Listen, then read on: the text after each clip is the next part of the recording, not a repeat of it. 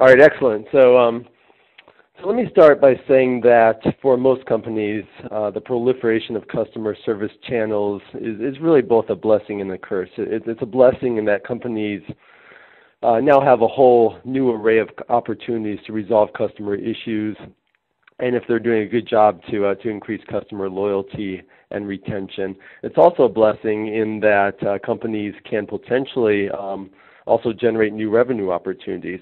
But at the same time, I'd say it's a curse in that if you screw up by not delivering on the promise of multi-channel enablement, then you really risk doing the exact opposite, which is to erode customer loyalty and to damage brand reputation.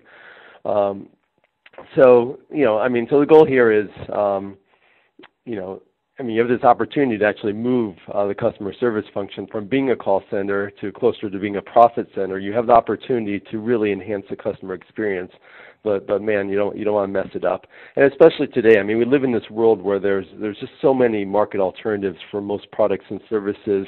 And as a result, customer service can be the biggest source of competitive differentiation that any company has. So companies, they need to get it right. And so here are some of the channels that are available, right? We have phone call with live agent, email, web service, interactive voice recognition, and we've all come to know and love IVR. I usually just say agent until somebody comes on. In store, we also have web chat, we have kiosk, mobile channel, social networks, of course, so lots of peer-to-peer networks and branded online communities that are chock full of question and answer pairs that can be used to very effectively deflect calls into the call center and that can answer customer questions. I think we're in agreement that implementing multi-channel customer service, it's imperative, but it's not enough. And I would say you also need to allow your customers to move seamlessly between channels. So it's not just multi-channel, but also cross-channel. And I think this racetrack illustrates the point. So most companies today provide multi-channel customer service. They have to just to maintain competitive parity. But a lot of them tell their customers in essence, hey, stay in your lane. Or fine, you can switch lanes, but we're not necessarily going to be able to document what you do in those other lanes. So it's kind of like having a photographer, I guess, running alongside you in the phone chat with live agent lane. But if you stray into the from the phone lane to the email lane, you're suddenly going to be out of focus. So it's interesting.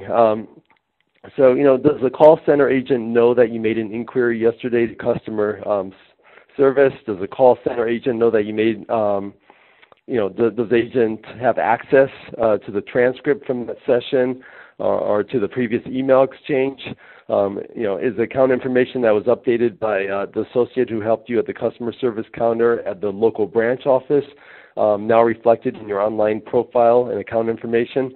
This is what cross-channel customer service is all about. It means being able to maintain a, quote, single version of the truth across all the channels and touch points that customers choose to interact and transact with the company. And even within the span of a single interaction, customers should be able to switch lanes if that's what it takes to resolve an issue. So a lot of customers, like me, generally prefer self-service options.